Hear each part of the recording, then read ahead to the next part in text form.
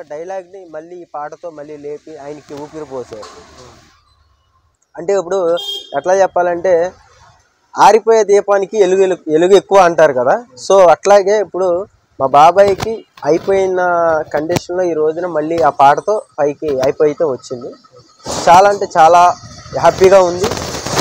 Next ఇప్పుడు ఉన్న కండిషన్లో చాలామంది కూడా ఆ సాంగ్ బూతు అంటున్నారు. కానీ మనం చూసుకుంటే ఆ పాటకి పెద్ద పెద్ద సెలబ్రిటీలే కానీ, హీరోయిన్లే కానీ, సీరియల్ యాక్టర్లే కానీ చాలామంది గ్రూప్ డ్యాన్స్గా ఆ పాటకి చేయడం జరిగింది.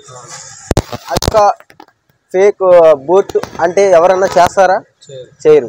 సో ఆ సాంగ్ జనాలకి అంత టచ్ అయింది. అలాగే మన థియేటర్లో ఆ సాంగ్ ప్లే అయ్యేటప్పుడు కూడా ప్రతి ఒక్కళ్ళు కూడా చిన్నపిల్లల దగ్గర నుంచి ఫ్యామిలీ మెంబర్స్ ప్రతి ఒక్కళ్ళు కూడా ఫుల్ ఎంజాయ్ చేస్తారు. అందరూ కూడా జై మహేష్ బాబు, జై బాబు అని కామెంట్ పెట్టండి, ఎవరు బ్యాడ్గా పెట్టమాకండి. ఇంకొకటి, మీరు ఎవరినైనా ట్రోల్ చేస్తున్నారు, ఏ హీరో సినిమా రాని, ఏ ఒక తక్కువ సినిమా, ఒక కొత్త యాక్టరు ఎవరైనా ఒక ఇండస్ట్రీలో ఒక సినిమా తీస్తున్నాడంటే ఆడి మీద కంపల్సరీ మీరు బుర్ర జల్లుతున్నారు. కొంతమంది బ్యాచ్ ఉంది, వేస్ట్ బ్యాచ్, అది దేనికి పనికిరాని బ్యాచ్. వాళ్ళు అమ్మకు పుట్టారో తెలియదు, దేనికి కుక్కలు క్రాచ్ చేస్తే పుట్టారో తెలియదు, కానీ ఎన్నిసార్లు చెప్పిన సార్లు వాళ్ళు గడ్డి తింటున్నారు. సో వాళ్ళకి చెప్పేది ఏంటంటే చూడండి, థియేటర్కి వెళ్ళి ఆ పాట చూడండి.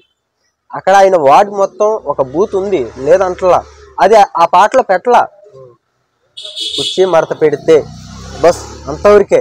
దాని పక్కన ఇంకో వార్డు ఉంది కదా, ఆ వార్డు పెట్టలా.